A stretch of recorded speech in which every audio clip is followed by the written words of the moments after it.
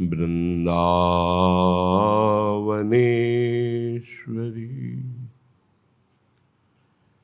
तवैव पदारविन्दम्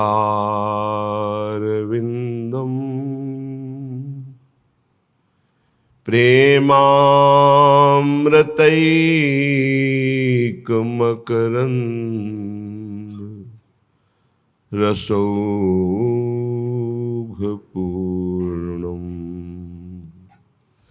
हृद्यर्पितं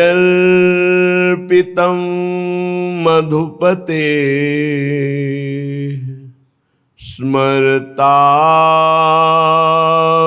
स्मरतापुमुग्रं निर्वापयत् परमो शीतलमाश्रयामि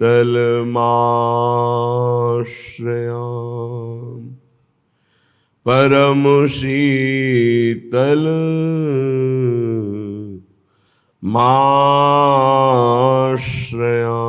माश्रयामि। जय जय राधा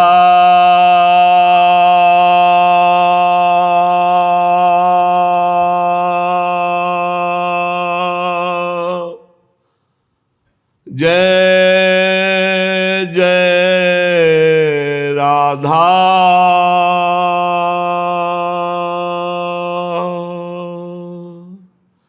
जय जय राधा रूप उजारी जय जय राधा रूप उजारी जय अलबेली जय सहज सुंदरी जय जय श्री वृषभानु दुलारी जय जय राधा रूप जियारी जय जय श्री वृषभानु दुलारी जय रसदायिनी जय स्वबस विहारिणी जय जय सर्वोपरि सुखदायिनी जय जय सर्वोपरि सुखदायिनी जाकी भ्रू बिलास बस मोहन लाग्यो रहेत पिछारी जय जय श्री वृषभानु दुलारी जय जय राधा रूप जियारी जय अलबेली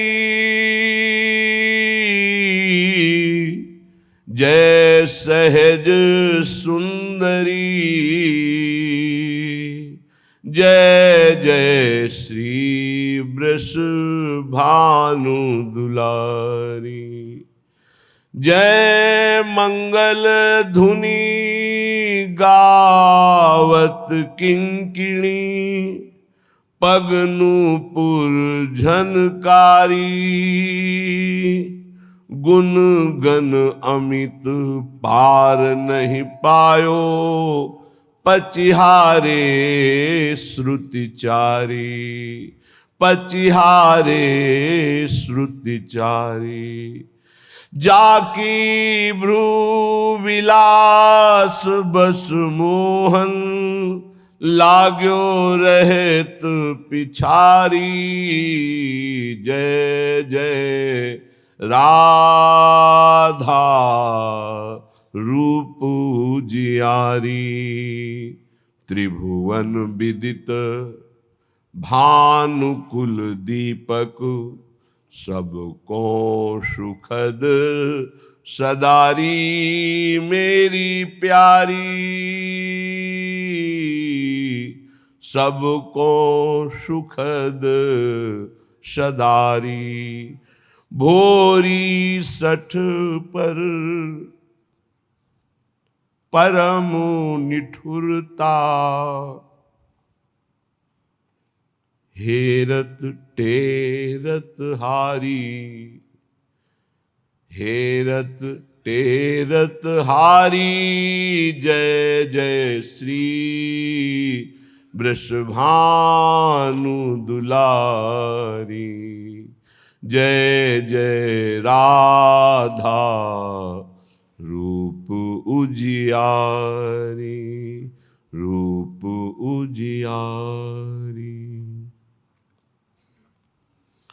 उपासक अपने उपास्य देव में सदैव स्थित रहे चिंतन के द्वारा। जितना आंतरिक चिंतन गाढ़ होगा उतने आराध्य देव का सानिध्य अनुभव में आएगा। जब नाम जप वाणी गायन हृदय में उतरता है और उसका गाढ़ चिंतन होता है, तब स्मृति बाह्य लोप होने लगती है। शरीर शासन से रहित हो जाता है, अर्थात शिथिल। कोई भान नहीं, कौन हूं, कहाँ हूं, क्या कर रहा हूं, कोई भान नहीं। ये स्वाभाविक सहज स्थिति प्रकट होती है जो बाहर से दूसरे को देखने में निद्रा जैसी प्रतीत होगी। ना वो तंद्रा है ना वो निद्रा है, एक अलौकिक स्थिति। स्वाभाविक गाढ़ चिंतन हो रहा है, मैं चिंतन कर रहा हूं, ऐसी भी स्थिति नहीं है। मैं डूब रहा हूं, ऐसी स्मृति भी नहीं है। मैं हूं, ऐसी सत्ता भी नहीं रह गई। केवल चिंतन ही चिंतन। जब कृपा होती है तो उपासक इस बात में स्थित हो जाता है। उसका गाढ़ चिंतन चलता रहता, उठते बैठते चलते फिरते हर समय। तब वो देख पाता है प्रभु की रूप माधुरी, दिव्य लीला। स्वाभाविक सहज अपने आप कोई पद चल रहा है, उसकी लीला चल रही, वो उसमें डूबता चला जा रहा है। चाहे बाहर से कितना संगीत बज रहा हो, कुछ नहीं सुनाई दे रहा। चाहे बाहर हजारों बैठे हो, कुछ नहीं दिखाई दे रहा। एकमात्र इष्ट देव, ये उपलब्धि है। ये उपलब्धि लालच बढ़ाने पर मिलती है। जब लालच बढ़े इस बात का कि कब मैं, जैसे भोरी सखी कह रही, मैं सठ हूं, पर वैसे आप दयालु हो, पर मेरे प्रति निष्ठुरता क्यों कर रही हो? हेरत टेरत, बार बार मैं आपके मार्ग को हेर रही हूं, पुकार रही हूं, पर आप मुझे दिखाई नहीं दे रहे। व्याकुलता, ऐसा लालच प्रियालाल से मिलने का कि अन्य कोई लालसा, अन्य कोई चाह रह ही न जाए। इस चाह की यही मानता है कि हर चाहों को मिटा देती है। श्रीपाद प्रबोधानंद जी कह रहे हैं, वृंदावन में तो बहुत जल्दी ये लाभ प्राप्त हो जाता है, क्योंकि ये सिद्ध प्रेम भूमि है। जिसका थोड़ा भी उपासना में अपनापन हो रहा है, वो बहुत जल्दी यहां लाभ प्राप्त कर सकता है। बहुत महामहिम भूमि है। परम पद की प्राप्ति देवर्षि नारद जी की प्रेरणा से ध्रुव जी को मथुरा में हुई, क्योंकि मथुरा नित्य कृष्ण को वास, निस्दिन श्याम न छाड़त पास, तासु सकल लीला कही। निरंतर श्री हरि की उपस्थिति पाई गई है मथुरा में। ये मथुरा बहुत बड़ा पावन स्थान है। अटल पदवी की चाह होने के कारण मधुपुरी तक उनका प्रवेश हुआ, पर ब्रज में एक कदम भी नहीं रख पाए ध्रुव जी, क्योंकि ध्रुव जी के हृदय में चाह है अटल पदवी की, और ये देश चाह रहित महापुरुषों का है। किसी भी लोकांतर की कोई भी सुख की चाह नहीं, तब प्रिया प्रीतम से मिलने की छटपटाहट हृदय में होती है। तो ध्रुव जी के हृदय में प्रिया प्रीतम की मिलने की चाह तो थी नहीं, अटल पदवी की चाह थी। तो अटल पदवी प्राप्त कराने के लिए तो मथुरा ही समर्थ है। मधुपुरी में 6 महीने साधन किया और अटल पदवी प्राप्त कर ली। भगवत साक्षात्कार हुआ चतुर्भुज भगवान नारायण का, और नारायण की कृपा से आज भी वो अटल पदवी में विराजमान है। लेकिन ये श्रीधाम वृंदावन ये तो प्रेम भूमि है। उद्धव जी को कोई साधना नहीं करनी पड़ी, गोपियों की चरण धूलि का स्पर्श होते ही सारा ज्ञान ढक गया और प्रेम का प्रकाश हो गया। ये वो भूमि जो बहुत जल्दी लाभ दे। श्रीपाद कह रहे बस देहेस्मिन्नति कुत्सिते त्यज वृथाध्यासं यतः संस्मृतिर् घोरा चिन्तय चिदघनं निज वपुः सर्वञ्च वृन्दावने घोराः सन्तु विपत्तिकोटय इह त्वां याहि नो विक्रिया मारब्धक्षय मावसै तदथ तन्नाथौ सदा खेलय। तुम्हारी भगवत प्राप्ति में सबसे बड़ी बाधा ये शरीर राग है। देहस्मिन अति कुत्सिते, बहुत गंदा है शरीर, ये बहुत गंदा। अगर ये चिकनी चमड़ी ना हो तो इसे कोई देखेगा नहीं, बहुत गंदा है। जिधर देखो गंदगी ही गंदगी इसमें है। कभी पेट नहीं भरा, खाते खाते जीवन हो गया, देखते देखते आंखें कमजोर हो गई, चश्मा लगाने लगे, फिर भी देखना, फिर भी सुनना, सूंघना, भोगते भोगते मरणासन स्थिति आई, फिर भी भोगना। क्या ये नाटक है? भूत के लड्डू। ना खाए तो तरसे, अगर खाए तो मरे, क्योंकि इसमें कुछ है ही नहीं। पर बहुत विचित्र है, ना खाए तो तरसे। सौभाग्य मनाते हैं कि उनको, जिनको ये भ्रम नष्ट हो गया है कि भोगों में सुख नहीं है। अहो भाग्य। देहस्मिन् नति कुत्सिते त्यज वृथाध्यासम यथा संस्मृति। इस संसार के बंधन का मुख्य कारण कुत्सित शरीर में, देह भाव में मैंपन हो जाना है। ये वृथा झूठा अध्यास है, तुम शरीर नहीं हो। यदि तुम गुरुदेव की उपासना के द्वारा प्रवीण हुए विवेक रूपी अस्त्र से इसको काट पाओ तो कह रहे इसी समय तुम चिदघन स्वरूप में स्थित हो जाओ वृंदावन की कृपा से। घोरा चिंतय चिदघनम निज बपु सर्वंच वृंदावने। जैसे आप शरीर में स्थित बाह्य दृश्य देख रहे हैं, ऐसी स्थिति होती है। चेतना लुप्त, बाह्य दशा खत्म, आंख खुली हुई है, वो अपने स्वरूप में स्थित है। बाह्य कोई भी दृश्य नहीं समझ में आ रहा, मैं कौन हूं, कहां हूं, बुद्धि निर्णय ही नहीं कर पा रही। वो तदात्म भाव को प्राप्त होते, जैसे कोई ये डूबा डूबा डूबा गया, वो गया। अब अंदर जो चल रहा है, बाहर कोशिश कर रहा है, निकालूं, बात करूं, व्यवहार करूं, गया। अपने चिदानंद स्वरूप में अहम स्थित हो गया है। किशोरी मात्मानम किम सुकुमारी मुकले। ये बिना थोड़ा भाव आए ये बात समझ में नहीं। ये समझ के परे की बात, आश्चर्य की बात, आश्चर्य की बात, सर्वाश्चर्य की बात, ऐसा कभी नहीं हुआ। पद्मासन लगाकर बैठे हैं, प्रयास किया है, 2, 3, 4 घंटे आसन पर बैठे शून्याकार स्थिति पर चेतना रही है। मैं पद्मासन में बैठा हूं, ऐसी चेतना रही है। ये शरीर पद्मासन में है, मैं चिंतन कर रहा हूं, ये चेतना रही। पर ये वृंदावन का अद्भुत चमत्कार हुआ कि मैं स्मरण कर रहा हूं, यही गायब हो गया। वो एक अलौकिक स्थिति जिसका अनिर्वचनीयम प्रेम स्वरूपम, उसका वर्णन ही नहीं हो सकता, बड़ा आश्चर्यमय। इसीलिए कहते वृंदावन सर्वाश्चर्यमय है।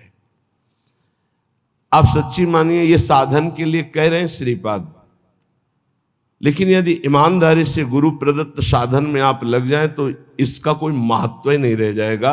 ये कुत्सित देह का राग ऐसे हट जाता है, वाणी की सामर्थ्य नहीं उसे बता सकूं। वो कैसे कैसे होता है कि जैसे आदमी फिसला और गया है, डूबा, बस डूबा। अब उसको कैसे वर्णन करें? वो डूबना चाहता नहीं है, वो डूबने की योग्यता नहीं है, कुछ अपने आप फिसला और डूबा। ऐसा है वृंदावन, फिसला और डूबा। और एक फिसला और डूबा, एक जबरदस्ती उठा के फेंक दिया गया उसमें, कुछ ऐसा भी है। बिल्कुल बहिर्मुख वृत्ति है, बिल्कुल एकदम। ये बहुत दसियों वर्ष पहले कोई सांसारिक घटना एकदम किसी भी महापुरुष को वो देख रहे हैं बाहर से, कुछ दृश्य और है, अंदर की लीला उसमें डुबो दी, उसी में डुबो दी। ये वृंदावन अलौकिक धाम है, सच्ची मानो अलौकिक धाम है। लीला में डुबो दे कोई भी दृश्य, कोई भी दृश्य। देहस्मिन नति कुत्सिते त्यज वृथाध्यासम यतः संस्मृति। इसकी स्मृति भी न रह जाए देह की। ये अपने किए नहीं होता, यह गुण साधन ते नहीं हुई, तुम्हारी कृपा पाव को। मतलब कहीं किंचन मात्र भी अपना कोई इसमें साधन बल नहीं है। जैसे कोई सोचे कि बहुत साधना करने पर ऐसा नहीं, बिल्कुल नहीं। ये हम अपने हृदय की बात कहते हैं। इसमें साधन पक्ष नहीं, साधन असाधन हटाने के लिए है। इसमें कृपा पक्ष बहुत जोर का होता है, एकदम लीन। लीन का मतलब शुद्ध ही नहीं है, शुद्ध ही नहीं है, चिदघन स्वरूप में स्थित। स्वापर सकल वस्तुन्यत्र सुरेंद्र कोटि छवि सुविमल सच्चिद विग्रहे सद्गुण उघई। स्वा पर विस्मृत, स्वा भी सच्चिदानंद विग्रह, पर भी सच्चिदानंद विग्रह। वस्तुन्यत्र सूर्येन्दु कोटि छवि सुविमल सच्चिद विग्रहे सद्गुण उघई। ऐसा स्वरूप प्रकाशित होता है कि करोड़ों सूर्य चंद्र भी एक साथ उदय हो तो भी समानता नहीं हो सकती। ऐसा विग्रही सद्गुण उघई, समस्त सद्गुण उसमें प्रकाशित हो जाते हैं। वृंदावन की ऐसी कृपा। बहिर्गत दृगंतर धैर्य मालम्य नित्य स्मृति हृदिवश वृंदारण्य मन्यान अपेक्षा। अन्य की अपेक्षा न रखते हुए प्रियाजू के अनन्य हो करके जिसका नित्य स्मरण कर रहे हो, वो ऐसी कृपा करता है कि अंदर ही अंदर उत्तम गुण समूह से युक्त पूर्ण सच्चिदानंद बपू का प्रकाश कर देता है। घोरा संत विपत्ति कोटई तुम याहि नो विक्रिया। चाहे तुम्हें घोर विपत्ति अपमान आवे, लेकिन वृंदावन का आश्रय मत छोड़ देना। नहीं, वो वस्तु जो प्राप्त करने की बात करे वो नहीं मिलेगी। कैसे बहुत विचित्र दशा आती, ये कभी हमने पढ़ा नहीं, ये कभी अनुभव नहीं किया, जीवन में नहीं अनुभव किया। चाहे जैसी परिस्थिति हो, आप धाम मत छोड़ना। वो वस्तु धाम प्रदान करता है जो कभी हमने नहीं पढ़ा, किसी ग्रंथ में नहीं पढ़ा। सच्ची मानना होगा कोई संकेत, ऐसा हम नहीं कहते कि नहीं लिखा, होगा कोई संकेत, पर कहा है आओ समाधि भीतर, आप हुआ। लेकिन यहां देखा कि समाधि भीतर आओ नहीं, उठा के फेंक दिया गया है।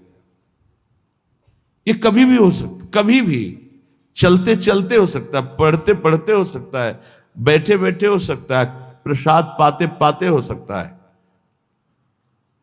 खत्म प्रसाद की वृत्ति, पाने की वृत्ति खत्म, पाने वाला खत्म। घंटों पूज्य भाई जी महाराज या माता जी राधा बाबा को घंटों, बाबा मुख में कवर है, चबाओ इसको, बाबा इसको लील जाओ, बाबा मुंह खोलो, घंटों लगते प्रसाद पवाने में। शुद्ध ही नहीं, बाह्य शुद्धि नहीं।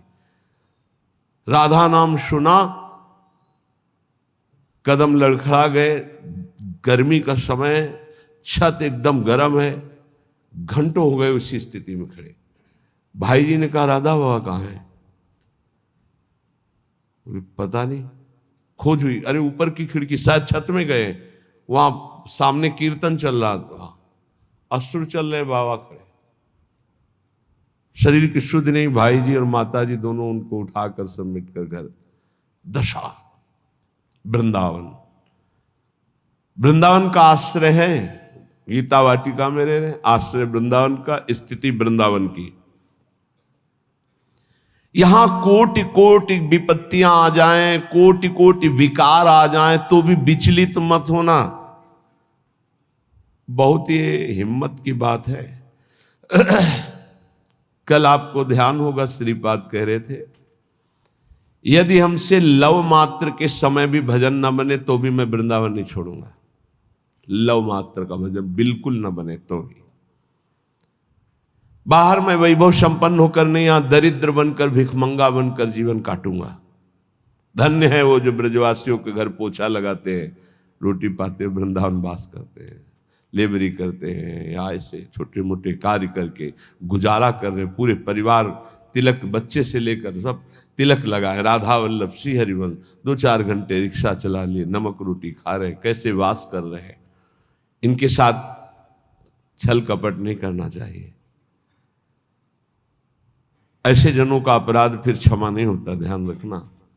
जैसे किसी भी तरह से ऐसे लोगों के साथ छल कपट करे, वो मेहनत करके 100 रुपया जोड़ रहे हैं, अगर कहीं उनकी वास की व्यवस्था हो रही है, ऐसा कोई छल कपट न करे इनके साथ। इनका धन बिल्कुल आग समझो, जहां जाएगा अगर छल कपट से लिया तो ये आग लगा देगा। क्योंकि ये गरीब जन ये मेहनत से कमा रहे हैं, अगर इनका कोई छल कपट से किसी भी तरह अपकार करे तो फिर राम रोष पावक सो जाए। ये बहुत हम इन पर श्रद्धा रखते हैं, हम श्रद्धा रखते हैं।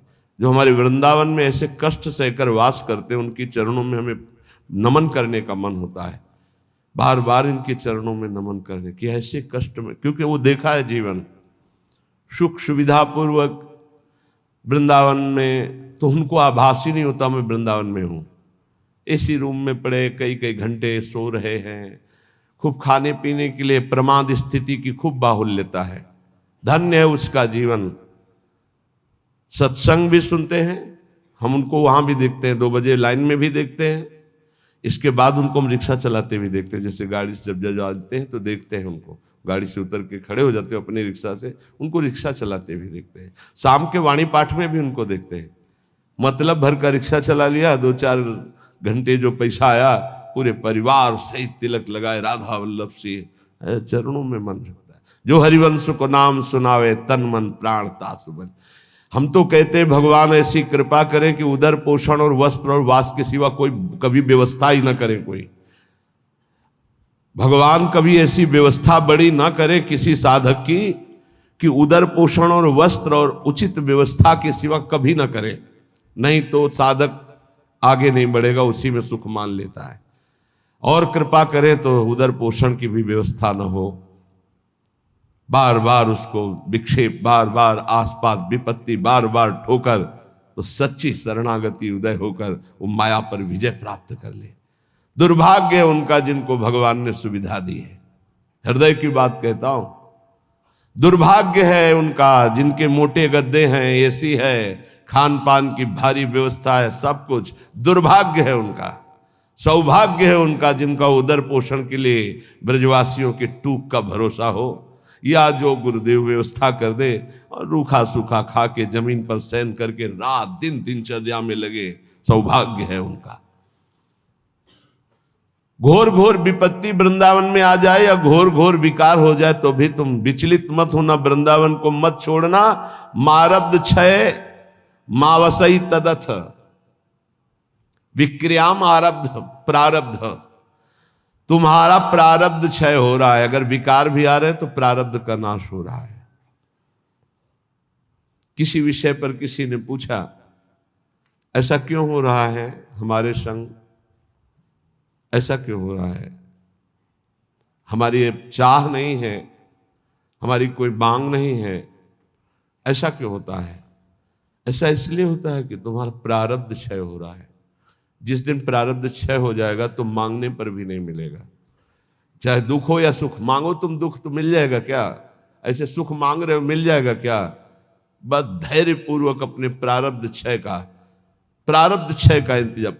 मारब्ध क्षय मां वसई तदथ, वृंदावन वास करते हुए अपने प्रारब्ध क्षय को केवल देखो। दुख आ रहा है प्रारब्ध क्षय हो रहा है, सुख आ रहा है प्रारब्ध क्षय हो रहा है। न दुख में हमें दुखी होना, न सुख में फूलना है। तो तन्नाथो सदा खेलय, ये बड़ी बात है पूरे श्लोक का भाव। ये देह अस्मिन देहे कुत्सिते, ये देह बड़ी गंदी है, इससे प्यार मत करो। अपनी देह से तो औरों देह से प्यार होगा ही नहीं। त्यज वृथाध्यासम यतः, इसका अध्यास छोड़ो कि मैं स्त्री हूं मैं पुरुष हूं। झूठा है, न तो स्त्री न पुरुष है। संस्मृति घोरा चिंतय चिद घनम, ये घोर फंसाने वाली स्मृति है कि मैं स्त्री हूं मैं पुरुष हूं। तू चिद घनम, तू चिदानंद स्वरूप है। निज बपु, तेरा सहचरी रूप है। सरवंच वृंदावने, ये संपूर्ण वृंदावन में महाप्रेम रस का रसास्वादन कराने वाला निज बपू तेरा सहचरी स्वरूप है। इसलिए इस स्वरूप की प्राप्ति के लिए घोरा संत विपत्ति कोटे ही तुम याहिनो विक्रिया मारब्ध क्षय मावसई तद तन्नाथो सदा खेल है। जो अपने प्रारब्ध भोग को भोगता हुआ, क्षय करता हुआ, शरीर भाव में नहीं स्थित है, शरीर भाव का त्याग कर स्वरूप भाव का चिंतन करता रहता है। निज वपु सरवंच वृंदावने, संपूर्ण वृंदावन में अपने निज वपु में ही कि मैं श्री जी की दासी हूं, मैं सहचरी हूं, इस ठसक में। तो बोले तन्नाथो सदा खेले, वो युगल किशोर के साथ खेलने का अधिकार प्राप्त कर लेता है। ये वृंदावन प्रदान करता है। दिव्य स्वर्ण सुनील रत्न सुभगम लीला सनालारुणाम, भोजो श्री मुरलीधरम प्रथुल सद्वेणी सुहारोज्वलम, संबीतोज्वल शोणपीत वसनम कंदर्प लीलामयम, श्री वृंदावन कुंज एव किमपि ज्योतिर्द्वयम सेव्यताम।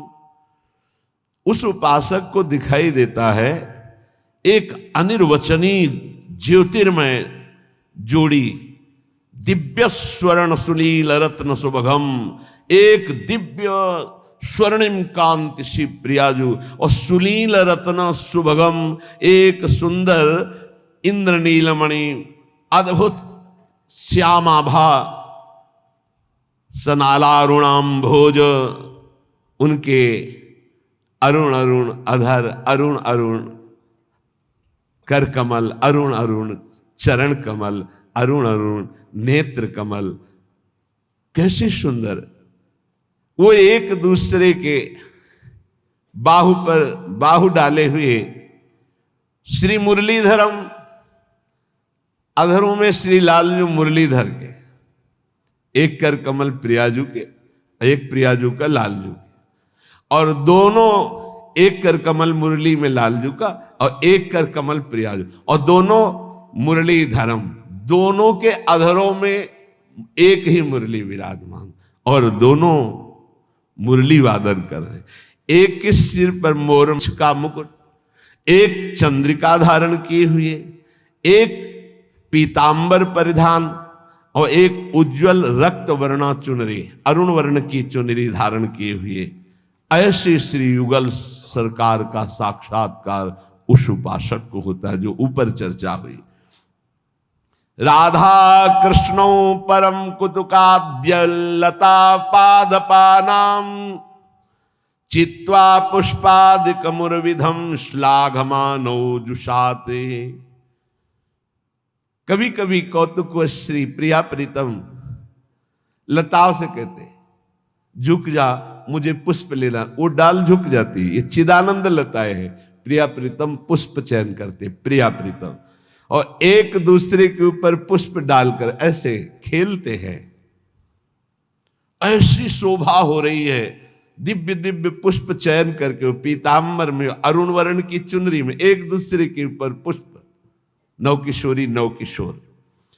और कभी कभी स्नानाद्यम यत् सरति कुरुता खेल, तो कभी सरोवर में, मान सरोवर में, कभी राधा कुंड में स्नान करके खेल रहे। मत माननी प्रियाजू लालजू समस्त सहचरियां जल क्रीड़ा कर रहे हैं। कभी कभी लालजू को घेर कर सब सखियां अंजलि से जल वर्षा करती। जब लालजू जल वर्षा में विकल होते तो डुबकी लगाकर प्रियाजू के चरणों का स्पर्श करते। प्रियाजू ऐसा लगता है जैसे किसी तो वो एकदम, वो उपासक ये लीला देखता है, ये लीलाएं वर्णन कर रहे देख करके। स्नान आद्यम, सुंदर स्नान होता है प्रिया प्रीतम का, फिर सुंदर पोशाक धारण करती। तो खेल तो यत खगाद्य, इतने में वृंदावन के बहुत से पक्षी आ जाते हैं, हंस मोर कबूतर सुख सारिका, ऐसे पक्षियों की मंडली आ जाती। उनके साथ प्रिया प्रीतम खेलते हैं। खेल तो यत खगाद्य, वृंदावन के पक्षियों के साथ प्रियालाल खेल रहे हैं। वृंदारण्यम परम परमम तन्न सेवते को वा, ऐसा कौन है जो इस सुख का सेवन न करे। कभी प्रियालाल जल केली कर रहे, कभी प्रियालाल सुंदर पोशाक धारण करके पक्षियों के साथ खेल रहे, कभी वन विहार करते हुए पुष्प चयन करते, एक दूसरे के ऊपर पुष्प प्रहार करके खेल रहे। आबाल्यम जल सेचनेन वर्णे नावाल निर्माणतः स्वेन श्रीकर पल्लवेन मृदुना श्री राधिका माधव। छोटे छोटे जब फूलों के पौधे या तमाल आदि के, तो दोनों प्रिया प्रीतम वृंदावन की रज से उसके थाला बनाते हैं। आबाल्यम और जल सेचनम, यमुना जी से इतनी सखिया होने पर भी स्वयं प्रियालाल जल लाते हैं और वृंदावन की लता का सिंचन करते हैं। कैसी सौभाग्यशाली वृंदावन की।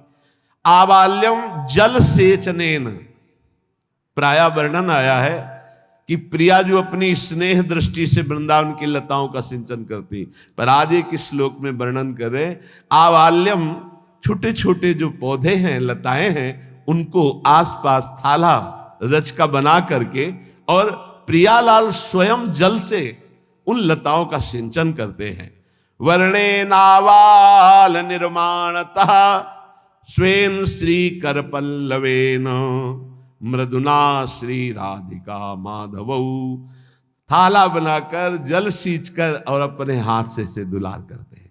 वृंदावन की लता राधा करावचित पल्लव स्वयं श्री कर पल्लवेन मृदुना श्री राधिका माधव। मृदुल मृदुल स्पर्श प्रिया प्रीतम का। इसीलिए इन लताओं का सेवन साक्षात प्रिया प्रीतम के प्रेम की प्राप्ति का स्वरूप है। श्री बिहारी देव जी ने कहा, बिना रज और पल्लव लताओं का सेवन किए कोई प्रेम नहीं प्राप्त कर सकता। प्रेम पदार्थ दूर है बिन से रज रूख, रूख माने लता है। यान संवर्द विवाह नव्य कुसुमाद्यालोक के संदर्भ भी। फिर बड़ी सुंदर लीला होती। तमाल का वृक्ष है और एक कंचन बेली है। सुंदर पहले जल के थाला बनाए गए, जल सींचा गया, दुलार किया, और फिर तमाल के वृक्ष को पीतांबर उड़ा दिया गया और बेली में सुंदर चुनरी उड़ा दी गई और समस्त सखियों के साथ ब्याहुला कर रहे प्रिया प्रीतम लताओं का। यान संवर्द विवाह नव्य कुसुमाद्यालोक के संदर्भ भी। फूली हुई लताएं सुंदर सजा करके एक को पीतांबर एक को चुनरी उड़ा दी गई और सुंदर ब्याहुला हो रहा है। पूर्व वर्धित ऐसी सेवा करके फिर उनका विवाह उत्सव मनाते हैं। फिर उन्हीं के नीचे समीप बैठ करके दोनों सखियों के साथ संदर्भ में भी हास परिहास करते, जैसे दूल्हा दुल्हन से हास परिहास किया जाता है। और मोदते बड़े आनंदित हो रहे प्रिया प्रीतम। सुलता तरुणः तान वृंदावनीयान नुमहा, वो लताएं प्रिया प्रीतम के चरणों में झुक जाती हैं। इतना प्यार, इतना दुलार, इतना सुख मिलता है कि तो श्रीपाद कह रहे हम ऐसी वृंदावन की लताओं को बार बार नमस्कार करते हैं जो हमारे प्रिया प्रीतम को ऐसा सुख प्रदान करते हैं। बहुत प्यार करो यहाँ की लताओं को। अगर आपके पास कोई और व्यवस्था नहीं तो 2-4 गमले तो लगा सकते हो अपनी बालकनी में। एक तुलसी जी का रख लिया, एक राय बेल का रख लिया, एक और कोई बेल लगा ली। बहुत छोटे छोटे पुष्प के ऐसे पौधे, और अपनी जब सेवा से उसमें 5 पुष्प भी हुए और वो जब अपने राधा नाम में चढ़ाओगे, श्री जी में चढ़ाओगे, बहुत बड़ी बात हो जाएगी। लाखों रुपए के बाहर के पुष्प मंगा कर श्रृंगार करो, हमारे प्रिया प्रीतम को उतना सुख नहीं मिलता। सच्ची मान लेना, जो वृंदावन के 5 रायबेल के पुष्पों से मिल जाएगा, जो वृंदावन के 5 हर श्रृंगार के फूलों से मिल जाएगा। ये बहुत बहुत ही सौभाग्य का विषय है कि अपनी कुंज में पुष्प प्रकट हो और वो हम श्री जी को अर्पित करें। ऐसा भी हो सकता है कि आप 200-250 गज से जगह खरीदे हैं तो 50 गज जगह में आप लता पता और 200 गज में अपने निवास की व्यवस्था कर लीजिए। पर ये उनके विरक्तों को चाहिए कि अब वो भावना के देश में विचरण करें, क्योंकि अगर लता आप लगा दिए हैं तो आपकी कुल परंपरागत उसकी रक्षा करने वाला भी होना चाहिए। लताओं को तो वही मानता है जो प्रिया प्रीतम के प्रेम में मत वाला होना चाहता है, नहीं तो बहुत ही दुर्भाग्य का विषय है। एक लता तैयार करने में कितना समय लगता है। बगल में लता है ना, ऐसे जी होता रहता है, जहाँ मुरझाई तो ऐसा लगता है क्या हो गया, कौन सी गलती हो गई, ये लता क्यों मुरझा गई। जरा सा मुरझाना पसंद नहीं। और वही जब लताएं बड़ी होती हैं 50 वर्ष 60 वर्ष की, और फिर जब उस पर कोई कुल्हाड़ चलाता है तो ऐसा लगता है छाती काट रहा है, हृदय काट रहा है। इसको क्या पता कि 50 वर्ष में कैसे तैयार हुई लता, किन महापुरुषों की करुणा दृष्टियों से इसका पोषण हुआ है, और 1 मिनट लगा जेसीबी से उखाड़ के फेंक दे। 50 वर्ष में वो तैयार होती लता है। बड़ा दुर्भाग्य, हर जगह लता कट, रात रात में लता कट करके साफ होकर के एक पत्ता भी वहां नहीं, ये देखा है। क्योंकि समाज कुछ ना कहे या कोई ऑब्जेक्शन ना हो, शाम तक वो लता है, सुबह पूरी गायब, वहां बिल्कुल प्लेन, ना कोई एक पत्ता, ना कोई एक कटिंग की कोई वस्तु, साफ एकदम। लेकिन प्रिया जी तो देख रहे हैं ना, तुम्हारा सौभाग्य साफ हो रहा है, तुम्हें पता है, चिन्ह भी नहीं रहेगा सौभाग्य का तुम्हारे। ये बिल्डिंगे सौभाग्य नहीं, सौभाग्य लता पता है। हम कह रहे हैं आवश्यकता है तो 200 गज में तुम बना लो, 50 गज में श्री जी के लिए लताएं लगा दो। वहां सुंदर लीप करके सुंदर 4 पुष्प बिछा दे, भावना की प्रिया प्रीतम। लता भवन सुख शीतल छहा, श्री हरिवंश रहत नित जहां, तहां न वैभव आन की। स्वयं प्रिया प्रीतम खेलते, देखो कैसे लताओं से खेल, ब्याहुला ब्याहुला खेल रहे, स्वयं सिंचन कर रहे, कितने उत्साहित हो रहे लताओं में। अगर लताओं से प्रेम नहीं तो ब्रज प्रेम प्राप्त होना बहुत कठिन है। रज से प्रेम नहीं, रसिकों से प्रेम नहीं तो प्रेम कहां से मिलेगा। यहीं से तो मिलता है, रज रसिक लता, ये 3 प्रेम के स्तंभ में जिनसे बहुत जल्दी वृंदावन का लाभ प्राप्त होता है।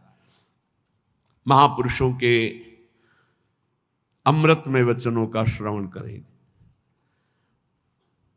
अभी जो आपके जितने दिन बचे हैं मनुष्य जीवन के, ये प्राय प्रश्न बना रहता है, मुझसे पाप हो गए क्या क्षमा कर देंगे भगवान। तो ध्यान से सुनिए, मनुष्य जीवन में अभी जो आपके दिन बचे हैं, यदि उन दिनों का ज्ञान पूर्वक सदुपयोग करें, अर्थात नाम जप करते हुए पूर्व में जो पाप किए हैं पुनः ना होने पावे, तो मैं तुम्हें वचन देता हूं कि तुम्हारे सारे पाप मेरे प्रभु क्षमा कर देंगे। तुम्हें कोई भी पाप का दंड नहीं भोगना पड़ेगा। जितनी श्वासें अब बची हैं, जितना जीवन बचा है अब ज्ञान पूर्वक व्यतीत कीजिए, कोई पाप कर्म जो पीछे हुए पुनः मत कीजिए और नाम जप कीजिए, सारे पाप आपके प्रभु क्षमा कर देंगे। गीता जी, सर्वधर्मान परित्यज्य मामेकम शरणम ब्रज अहम त्वाम सर्व पापेभ्यो मोक्षयिष्यामि मा शुचा, श्री भगवान के वचन है। जो आंतरिक काम क्रोधादि रोग हैं, इनको नष्ट करने के लिए 5 औषधियां हैं। जैसे पेट खराब हो जाए तो पंचसकार चूर्ण की आवश्यकता होती है, ऐसे ही हमारा विचार खराब हो गया है, दिमाग खराब हो गया है। सत्य वस्तु को भूलकर असत्य में रमण करना पागलों का कार्य है। वो सत्य मार्ग के पथिकों को पागल समझते हैं और सत्य मार्ग के पथिक उनको समझ रहे हैं कि इतना कीमती जीवन तुम व्यर्थ में नष्ट कर रहे हो, और वो समझ रहे हैं मानव जीवन को एक कैसे बर्बाद कर रहे हैं, ना कोई भोग भोग रहे हैं, ना कोई धन संचय कर रहे हैं, इनका जीवन ही बर्बाद हो रहा है। वो नहीं समझ पाते। ये 5 हैं जो तुम्हारे आंतरिक भवरोग को नष्ट कर देंगे, पाप जो हो रहा है उस पाप की प्रवृत्ति का नाश कर देंगे। 5, पहला सत्संग। सत्संग, अगर भगवान की कृपा हुई है तभी सत्संग प्राप्त होता है। प्रथम भगति संतन कर संगा, दूसरी रति मम कथा प्रसंगा। सबसे पहली कृपा भगवान की होती है कि सत्संग प्राप्त होता है।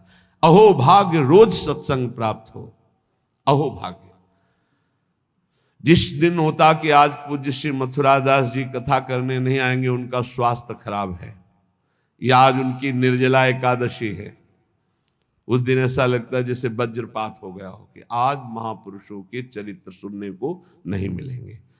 जो महापुरुषों से सत्संग प्राप्त, वो फिर और जैसे रबड़ी पाने के बाद गुड़ का सीरा चाटने की इच्छा नहीं होगी। यद्यपि वो भी मीठा होता है, वो भी पवित्र गन्ने के रस से बनता है, पर नहीं, जो रसमलाई पा चुके हैं ना, उनको फिर गुड़ का स्वाद नहीं आएगा। ऐसे ही जो सच्चिदानंद में डूबे हुए महापुरुषों के वचनों को श्रवणेन्द्रिय से पान कर लिए ना, फिर वो केवल शाब्दिक प्रवचन में उसका श्रवणेन्द्रिय स्वाद नहीं ले पाएगी। उसको चाहिए अनुभवी, क्योंकि उतने गरु वचन सुन लिए तो अब फिर और नहीं। अगर भगवत प्राप्त महापुरुष का सत्संग सुन लिया तो इन कानों की इतनी गरु स्थिति हो जाएगी कि वो हल्का शब्द सुन ही नहीं सकते। वो खुद अपने आप उनको लगे बंद करो यार। वो कान इतने बड़े व्यसनी हो चुके हैं भगवदानंद के कि बिना भगवदानंद प्राप्त हुए महापुरुष के वचन उसे अच्छे ही नहीं लगेंगे। जब द्रवै दीन दयालु राघव तो साधु संगति पाइए। पहला है आंतरिक रोगों के नाश करने का उपाय सत्संग। जिसे सत्संग मिल गया तो बड़ी भारी विजय प्राप्त करने का अवसर मिल गया।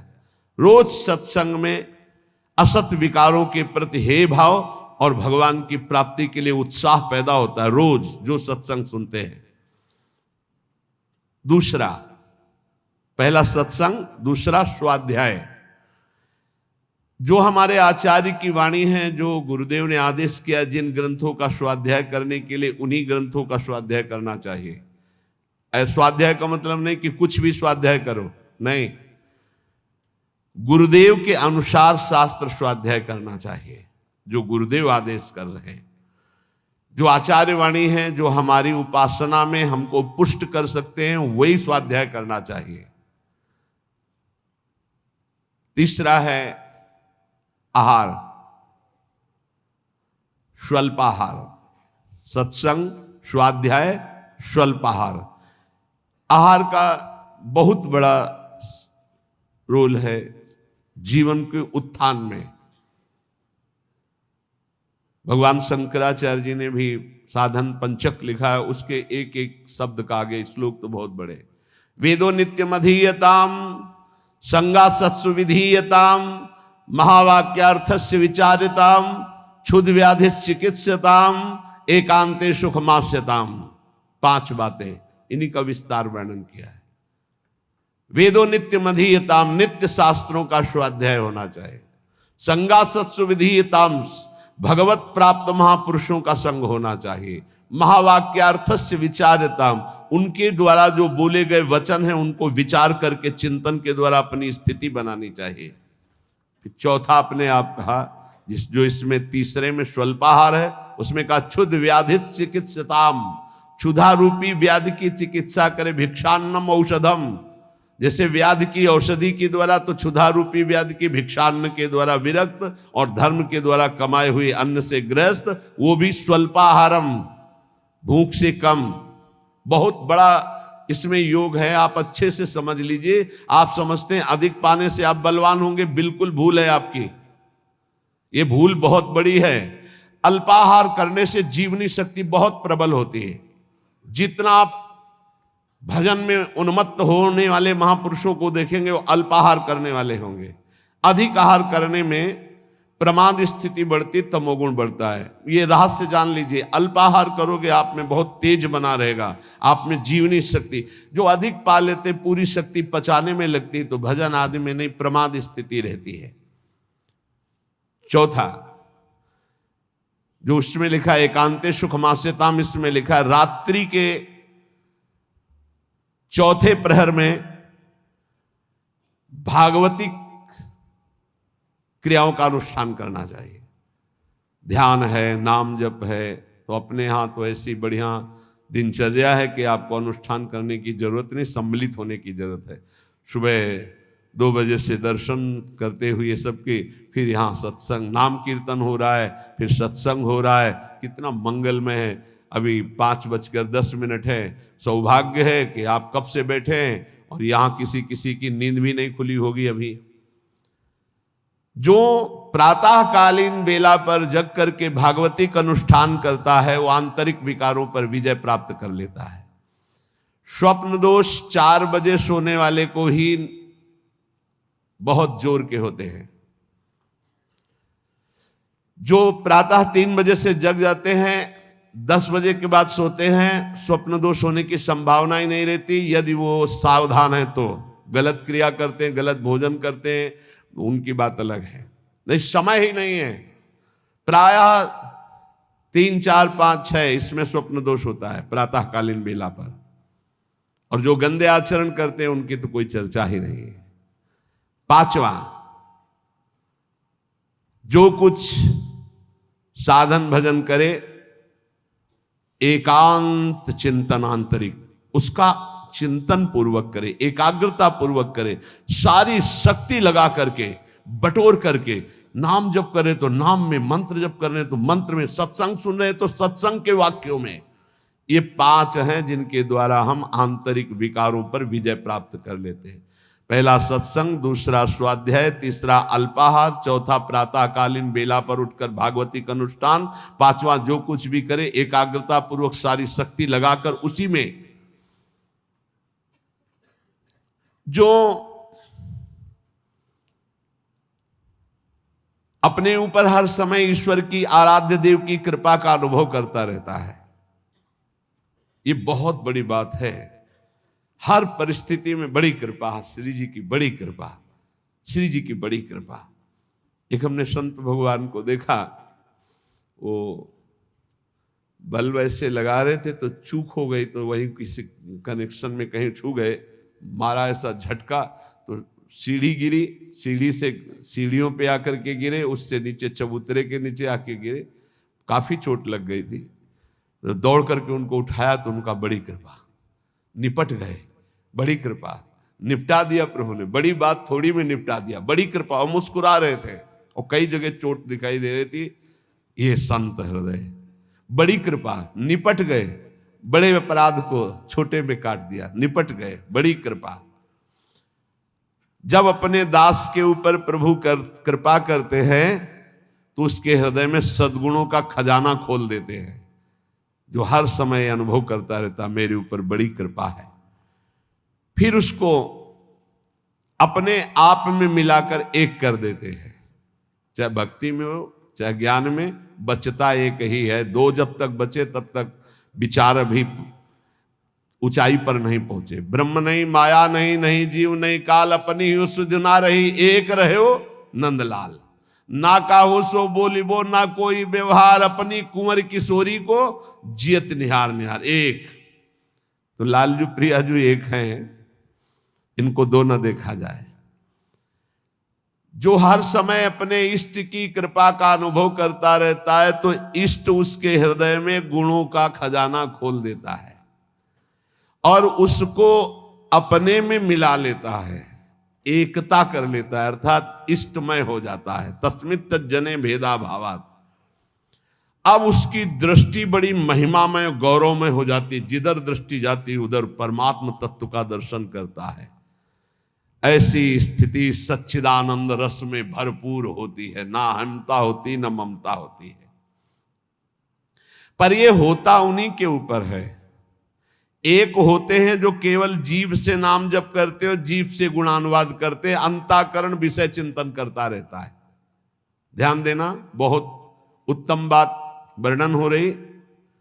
पहली बात कही कि जो जीव हर समय उपासक के कृपा का अनुभव करता रहता, बड़ी कृपा, बड़ी कृपा, दुख में भी सुख में बड़ी कृपा, उसके हृदय में गुणों का खजाना खोल देते हैं और उसको एकता में मिला लेते हैं, अपने में मिला लेते हैं भगवान।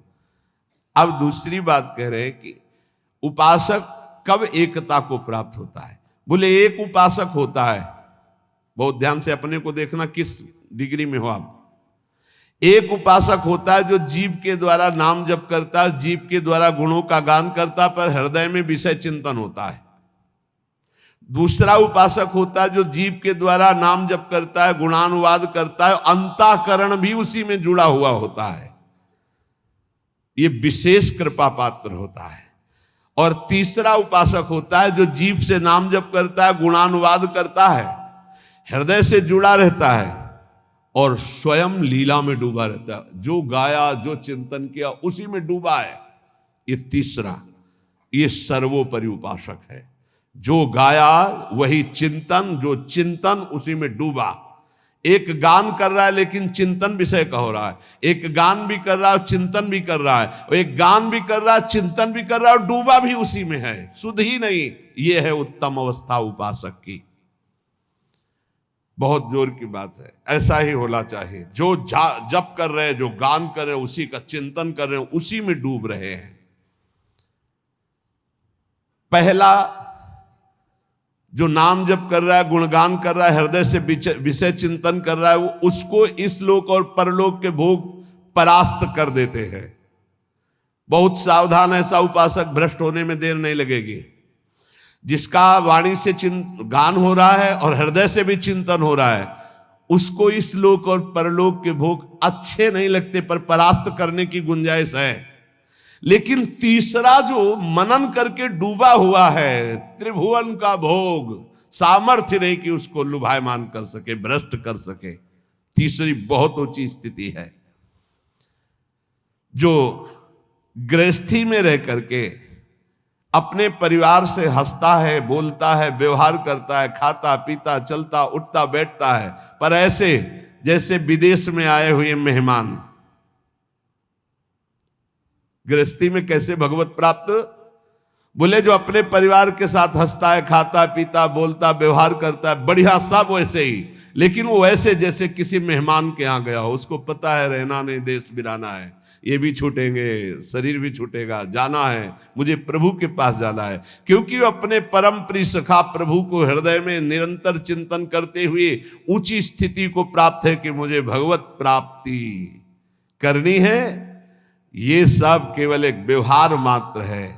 वो उस स्थिति में परिवार में रहता हुआ, संसार में रहता हुआ शायद ही कोई समझ पावे कि कितनी ऊंची कोटि का महात्मा है वो। गृहस्थ में रहते हुए, जो अपने परिवार में रहते हुए प्रेम व्यवहार करते हुए, कमाते खाते हुए, हर समय भगवत स्मरण करते हुए ऐसे रहता है जैसे किसी मेहमान के यहाँ कि मुझे तो जाना है, न घर मेरा, न मकान मेरा, न वस्तु मेरी, नाथ सकल संपदा तुम्हारी, मैं सेवक समेत सुत नारी, मुझे तो आप चाहिए। देखो, जब तक तुम संसार की कामनाओं से निवृत्त नहीं होगे तो ये संसार तुम्हें फंसाए रखेगा।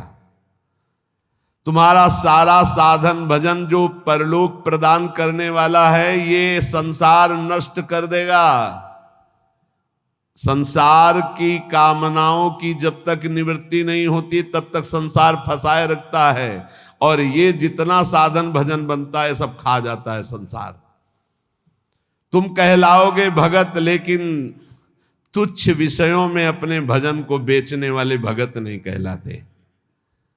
तुम जैसे तैसे अपने इंद्रिय और मन को बिखेर रखा है, इंद्रियां मन तुम्हारे भजन को नष्ट कर रही है। अत्यंत तुच्छ असत जड़ दुख रूप भोगों में वो मूर्ख अपने भजन को छीन कर देता है, भजन को बर्बाद कर देता है। इसलिए इस संसार की लौकिक वस्तुओं को जो तुम्हें प्राप्त है भगवद अर्पित करके प्रसाद रूप भोगो, और निर्मल परमानंद की प्राप्ति के लिए कोई इच्छा मत करो, अपने भजन को बचा के रखो। ये पदार्थ आदि तो भगवान अपने आप तुम्हारी व्यवस्था करेंगे, तुम भजन से भगवान की प्राप्ति की चाह करो। जो इस बात को स्वीकार कर लेते हैं उनके अंदर एक नई कामना जागृत होती कि कुछ लोग तो ये जान जाएं कि मैं भजन करता हूं, ये बहुत जोर की इच्छा होती है। हमें और कुछ भोग नहीं चाहिए, इतना तो है कि लोग ये हमारा सम्मान कह के करें कि बड़ा भजनानंदी है, बड़ा त्यागी है, बहुत अच्छा है, गृहस्थी में रहते हुए महात्मा है या विरक्ति होते हुए कितना बढ़िया महात्मा है। ये कान सुनने के लिए लालायित रहते हैं। लोग मेरी योग्यता को जाने कि मैं कितना अच्छा हूं, ऐसी इच्छा जो करता है तो इच्छा करते ही वो परम पद का अधिकार खो देता है। समझ लो, लोगों में जानकारी फैलाने की इच्छा मतलब संसार में सतबुद्धि, मतलब प्रतिष्ठा कीर्ति की चाह, मतलब भगवत प्राप्ति की योग्यता खो देना। ये तीन बातें बड़ी दुर्लभ हैं। निर्धनता में भी दूसरों की सेवा करने का, दान देने का उत्साह, एकांत में पापाचरण ना करने की दृढ़ भावना, ये बहुत कठिन बातें, बहुत कठिन बातें। निर्धनता में भी दान देने का, दूसरों की सेवा करने का उत्साह, एकांत में कभी पाप ना करने की दृढ़ भावना,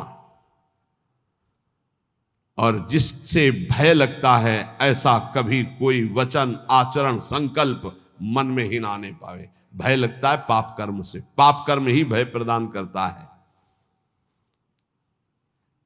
तो पाप कर्म से कैसे निवृत्त हो, क्रम बाई क्रम वर्णन कर रहे हैं। तो जो पाखंडी लोग हैं इनका संग का त्याग कर दे। पाप निवृत्ति के लक्षण, पाप तुमसे बनेंगे ही नहीं। पाखंडी लोगों से दूर रहना, खुली बात कह रहे हैं। महापुरुषों के वचन हो, किसी से कोई लेना देना नहीं रहता, इसलिए मस्ती से बोलते हैं। पाखंड कहते हैं पाप के खंड को। पाप जो ऊपर से सदाचरण का वेश धारण किए हुए हैं और अंदर से पापाचरण करते हैं, बहुत ही लुभावना पाखंड होता है। लुभावना आप देख के समझ ही नहीं सकते। हमारी योग्यता ऐसी नहीं हो, हम अपनी योग्यता दिखाते हैं तो पाखंड एकदम भी कहा जाता है। इससे पाप की प्रवृत्ति होती है। पाखंड से बचे और पाखंडी लोगों से बचे, खुली बातें हैं। जो असत्य में भोग सुख प्राप्त करना चाहता है वो पाप किए बिना रह नहीं सकता। ऐसे पाप का आचरण करने वालों का संग बिल्कुल नहीं करना चाहिए। अहंकार पापों की रति प्रदान करता है, इसलिए अहंकारी का संग नहीं करना चाहिए, अहंकार का संग नहीं करना चाहिए। पाखंड नहीं धारण करना चाहिए, पाखंडियों का संग नहीं करना चाहिए। असत्य के भोग की लालसा पाप करवाती है और असत्य के भोगों में रत पापियों का संग नहीं करना चाहिए। अहंकार ही भोगों में रत कराता है, इसलिए अहंकार नहीं अंदर आने देना चाहिए और अहंकारियों का संग नहीं करना चाहिए।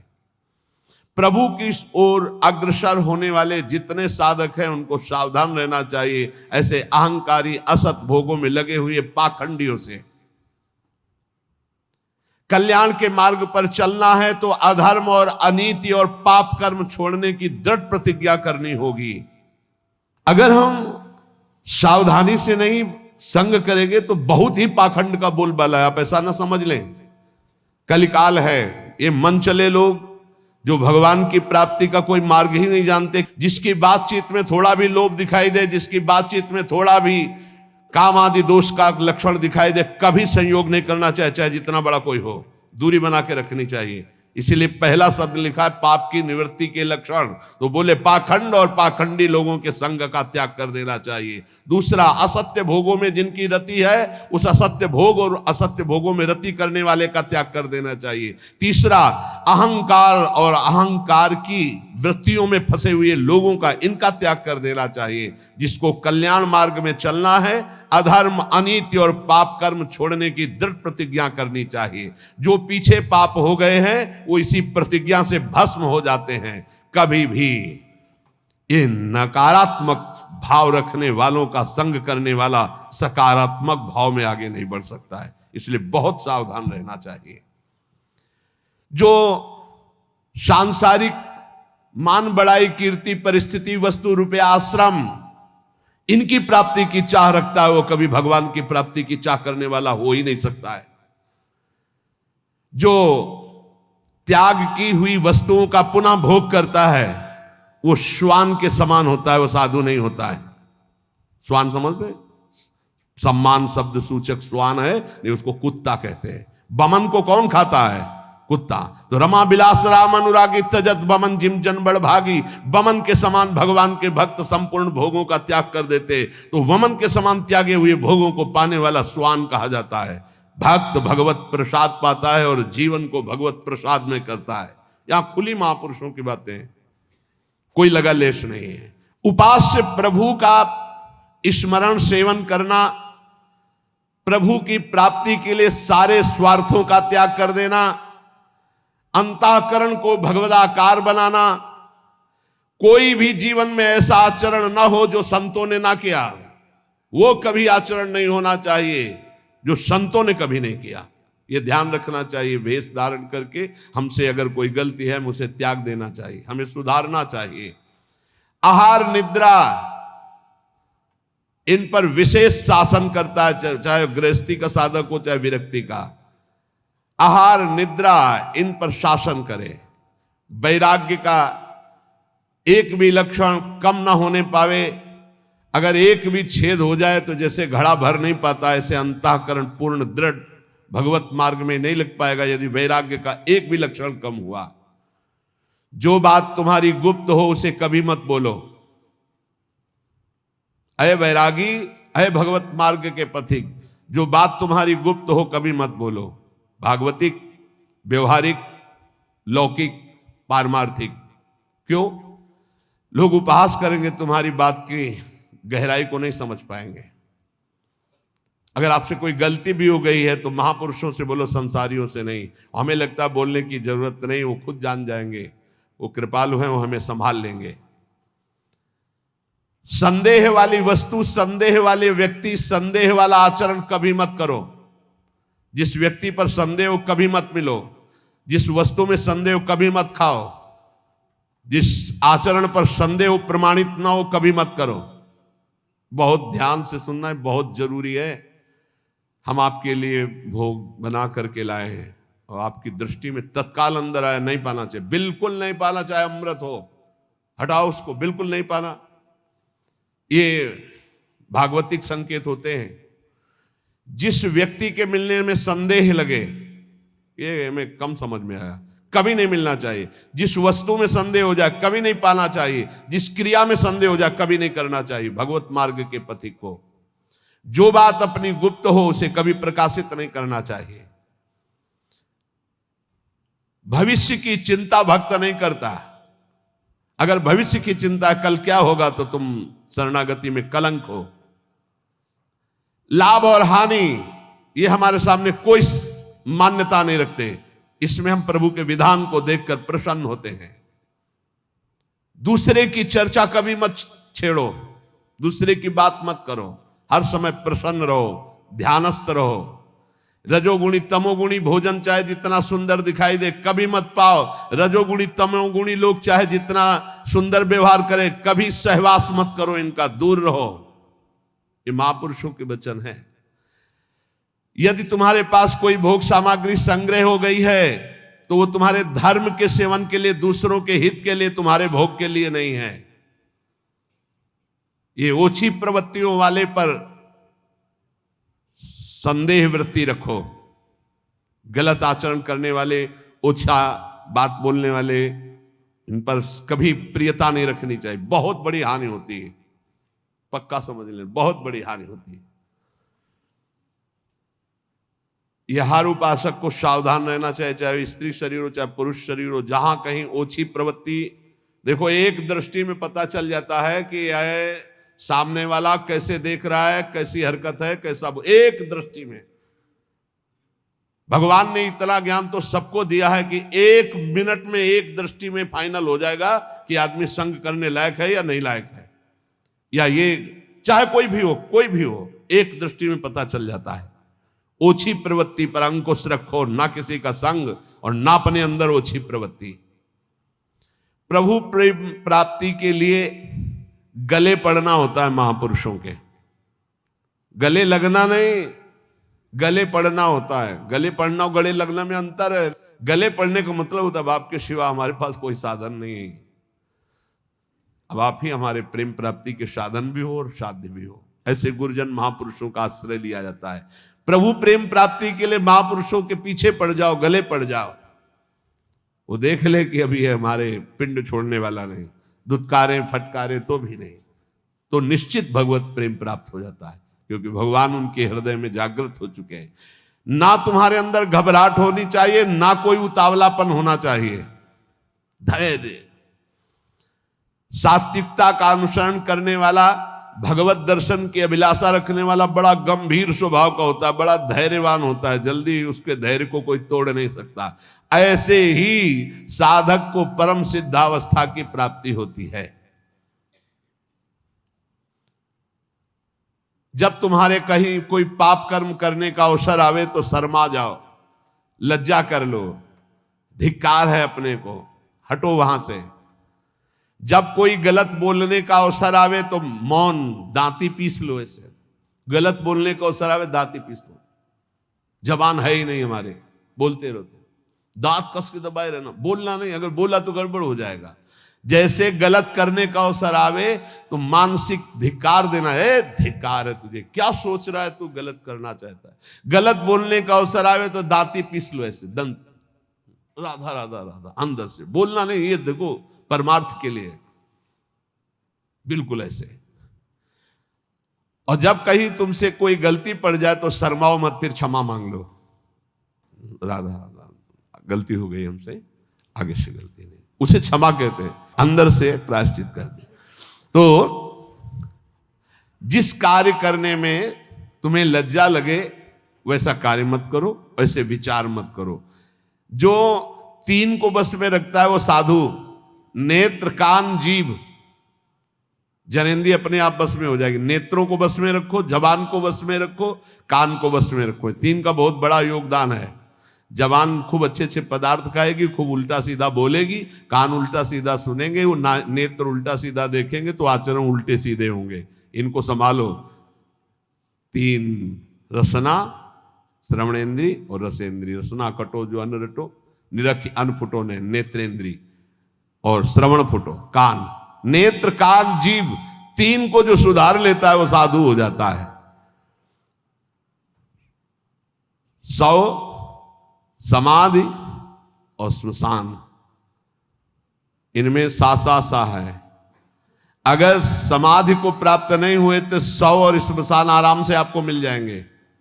मानव जीवन समाधि प्राप्त करने के लिए, समाधि जिसकी बुद्धि समता में युक्त होकर, बड़ा आनंद का विषय है। जैसे स्वप्न में चले गए ना आप, ऐसे लीला में चले जाओगे, बड़ा आनंद का विषय। मान लो हमारी बात, स्वप्न तो स्वप्न ही है, लीला तो फिर बहुत आनंद। बस आखिरी फल है वृंदावन का, लीला में प्रवेश हो जाना, लीला पात्र बन जाना। बहुत जल्दी लाभ मिलता है वृंदावन में।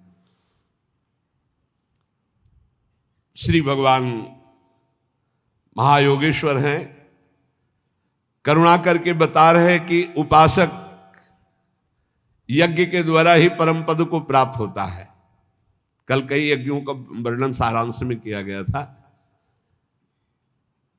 ब्रह्म यज्ञ, प्रत्येक कर्म में कर्ता करण क्रिया पदार्थ सब कुछ ब्रह्म रूप है, ऐसा अनुभव करना ब्रह्म यज्ञ, जो कल वर्णन हुई थी।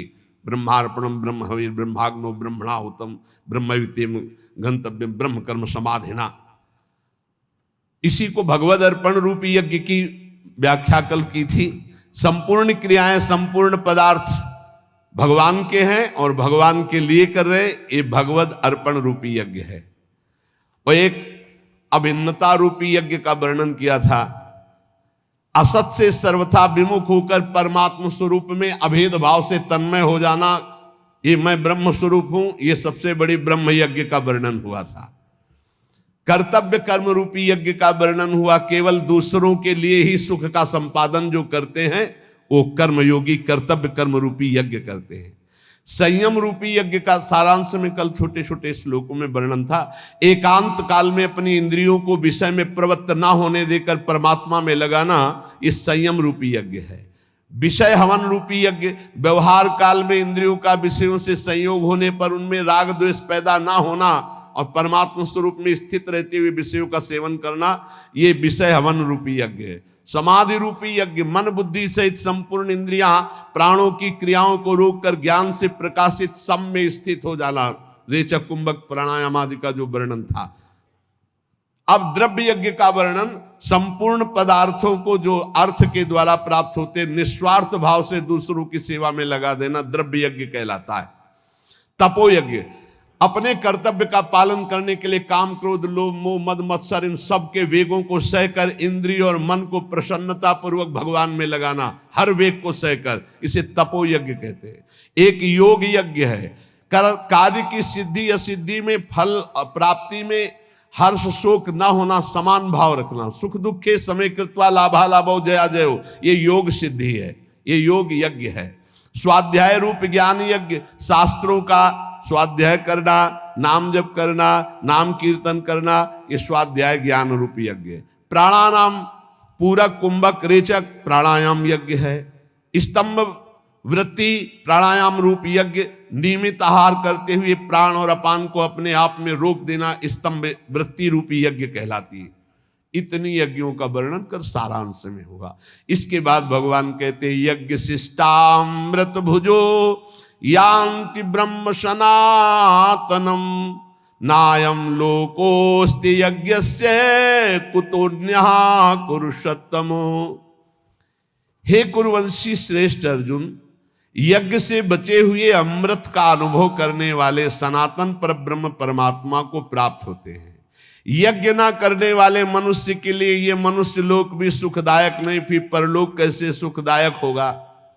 तो भगवान का यहां क्या कथन है, यज्ञ शिष्टामृत भुजो यान्ति ब्रह्म सनातनम। निष्काम भाव से तुम्हारे पास जितनी भी वस्तु सामग्री है परिवार और समाज की सेवा में लगा देना, और जो आपको सेवा के बाद बच रहा उसका सेवन करते हैं, एक ऐसा और एक दूसरा। श्री भगवान को विराजमान करके, सब श्री भगवान की वस्तु है, जो भी प्रसाद पाए भगवान को अर्पित करके, वो यज्ञाशिष्ट अमृत भुजो है, वो अमृत भोजन है। मरने वाली सब वस्तुएं अमृत कैसे अनुभव करा सकती हुई, अमृत भगवान है। जब हम भोग लगा देते हैं तो वो प्रसाद अमृत हो जाता है। ऐसे तो मृत वस्तुएं हैं, सब मृत्यु लोक की जितनी भी वस्तुएं सब मृत हैं, सब नष्ट होने वाली, पर जब हम प्रभु को अर्पित कर देते हैं तो वो प्रसाद हो जाता है, चरणामृत हो जाता है, उच्छिष्टामृत हो जाता है। इन वस्तुओं को जब हम प्रसाद रूप से स्वीकार करते हैं तो ये हमें भगवत प्राप्ति करा देती है। ये बहुत सरल भाषा में समझो, तुम्हारे पास जो भी वस्तुएं हैं भगवान को अर्पित करके परिवार की सेवा में, समाज की सेवा में, स्वयं शरीर की सेवा में वो प्रसाद हो जाए। बिना अर्पित किए न वस्त्र पहनो, न भोजन पाओ, न पानी पियो, क्योंकि भगवान कहते हैं जो यज्ञ से अवशिष्ट वस्तुओं का भोग करता है वही परम पद को प्राप्त होता है, ब्रह्म को प्राप्त होता है। यज्ञ ना करने वाला मनुष्य लोक में नहीं सुखी रहेगा, फिर परलोक की बात क्या है। एवं बहुविधा यज्ञा वितता ब्रह्मणो मुखे कर्मजान विदितान सर्वान एवं ज्ञात्वा विमोक्षसे। बहुत तरह की यज्ञ वेद शास्त्रों में वर्णन किया गया है, विस्तार से वर्णन है। उन सब यज्ञों को कर्मजन्य जान। इस प्रकार जो यज्ञ को जानता है वो कर्म बंधन से मुक्त हो जाता है। कोई भी कर्म भगवान को बिना समर्पित किए नहीं रहना चाहिए, और भगवान को पाप कर्म समर्पित नहीं किया जाता। कोई भी पदार्थ भगवान को समर्पित किए बिना नहीं पाना चाहिए, और भगवान को सात्विक भोग संपन्न करके ही भोग लगाया जाता है। उसमें तामसिक बिल्कुल नहीं, इसीलिए प्याज लहसुन तक मना किया गया है। भगवान को हम वही अर्पित कर सकते हैं जो शास्त्र प्रमाणित है, मनमानी नहीं। जैसे किसी ने हमको दिखाया था मोबाइल में कि एक गोपाल जी को ये सब्जी को वेज कहते हैं, और बिना वो उसको क्या कहते हैं, हाँ, उसका भोग लगाते हुए दिखाया था कि हमारे गोपाल जी तो सब नरक की प्राप्ति होगी। ध्यान रखना, राक्षसी प्रवृत्ति का प्रयोग मनमानी मत करो कि तुम्हें कोई डांटने वाला नहीं, तुम घर में गोपाल जी विराजमान कर लिए तो जो मना है सो कर सकते हो। नहीं दिखाना चाहिए, नहीं देखना चाहिए, नहीं करना चाहिए, ऐसा बिल्कुल नहीं करना चाहिए। ऐसा तो राक्षस भी नहीं करते थे। आप तिलक लगाए हो, आप कंठी बांधे हो, और आप ठाकुर जी को राक्षसी भोग लगा रहे हो, कहते हमारे गोपाल जी जो मनाएगा सो हम खवाएंगे। ऐसा नहीं, ऐसा नहीं, मनमानी नहीं। तस्मात् शास्त्रम प्रमाणम ते कार्य कार्य व्यवस्थित हो। ऐसा करोगे तो ठाकुर जी को फिर जो भाएगा वो करेंगे, और उनको जो भाता है तो ये सारी माया उन्हीं की भावना है। ध्यान रखना, उनकी मुस्कुराहट से माया पैदा हुई, उनकी पीठ से अधर्म पैदा हुआ है, उनकी छाती से धर्म पैदा हुआ है। कैसे मनमानी आचरण कर सकते हैं आप? आप ठाकुर जी को वही कर्म अर्पित कर सकते हैं जो शास्त्र सम्मत है। आप वही भोग लगा सकते हैं जो संत सम्मत है। ऐसे नहीं मनमानी, आपकी मनमानी आचरण नहीं। गोपाल जी भी वही करते हैं जो बोलते हैं। गोपाल जी भी संतों की बात की रक्षा करते हैं। ऐसा नहीं कि मनमानी तुम करो, सबकी अवहेलना करके। तुम्हारे घर में तुम जाओ और श्री विग्रह खरीद लो और मनमानी व्यवहार करो, तो आप क्या समझते हो? भगवत पार्षद आपको दंड दे देंगे। समय आने पर देख लेना, फिर न तुम्हें गोपाल जी दिखाई देंगे और न कोई भगवान की कृपा दिखाई देगी। मनमानी आचरण नहीं। कहीं भी कोई अपने घर में ठाकुर जी ले गए तो सर्वांतर्यामी भगवान की उपासना संतों के अनुसार करो, शास्त्र के अनुसार करो। नहीं तो ना इस लोक में सुखी रहोगे ना परलोक में सुखी रहोगे। एवं बहुविधा यज्ञा वितता ब्रह्मणो मुखे। जो शास्त्र में वर्णन किया गया वैसे किया जाता, मनमानी आचरण नहीं किए जाते। हमें बहुत दुख हुआ जो उन्होंने दिखाया कि वो तिलक भी लगा था और कहते कि हमारे घर में ठाकुर जी, हमारे ठाकुर जी, भाई हम तो जैसा चाहेंगे वैसा पाएंगे, हम अपने बेटे को जैसे पवा सकते हैं। वसुदेव देवकी जी से कहा था, ध्यान रखना मैं तुम्हारा पुत्र बन रहा हूं, लेकिन ये ध्यान रखना मैं कौन हूं? मैं ब्रह्म हूं, ब्रह्म की प्रतिष्ठा हूं, तुम्हारा बालक बन रहा हूं, इतना जरूर ध्यान रखना, नहीं तुम मेरी माया से मोहित हो जाओगे। ये ध्यान रखना मैं ब्रह्म हूं। इसीलिए जहां जिस भक्त के यहां भगवान पुत्र बने तो पहले भगवान के रूप में प्रकट हुए कि तुम हम जब पुत्र बनेंगे ना तो तुम हमारी महिमा नहीं जान पाओगे, पहले देखो।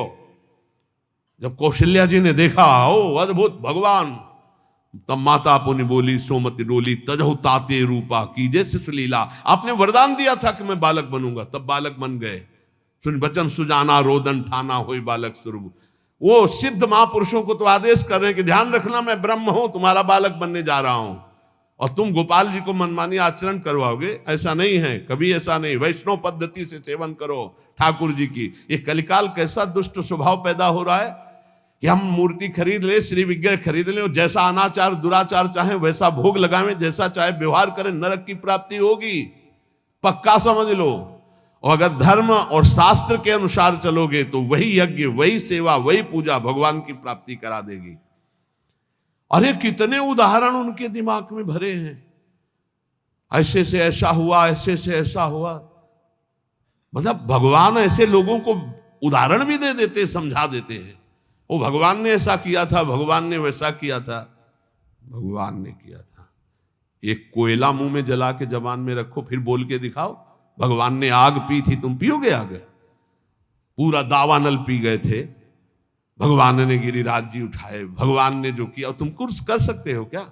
देवराज इंद्र घुटनों में आकर के बैठ गया था जब वर्षा की थी, और एक ओला सहने की सामर्थ्य नहीं, वो पूरा खंबे की धार बरसा रहा था, पूरे ब्रजमंडल की रक्षा ठाकुर जी ने गिरिराज उठा के की। सुदर्शन चक्र ऊपर ही सब सोख लेता, नीचे कुछ एक बूंद भी गिरिराज जी की तलहटी में पानी न जाने पावे, इसलिए सर्प का जो वासुकी शेषनाग ऐसे मंडलाकार मेड़ बनाए हुए थे। भगवान भगवान है।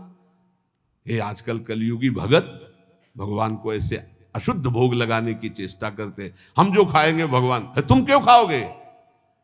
तुम क्यों खाओगे? जब भगवान विराजमान किए हो तो उसी मर्यादा से भोग लगाओ। नहीं, तुम जो खाओगे भगवान को खाओगे तो भगवान ने जो जो बनाया वो तुमको भी भोगना पड़ेगा। नरक भी बनाया मेरे भगवान ने, बड़े बड़े भयंकर रोग बनाए, बड़े बड़े भयंकर दंड बनाए। होश में चलो। तस्मात् शास्त्रम, ये भगवान के वचन है। तस्मात् शास्त्रम प्रमाणम ते कार्याकार्यो व्यवस्थितो। देखो भगवान ही बोल रहे हैं ये श्लोक। एवं बहुविधा यज्ञा वितता ब्रह्मणों मुखे। ब्रह्मणों कहते हैं वेदज्ञों को, वेद कहते हैं जो समस्त जानकारी को प्रदान करता है।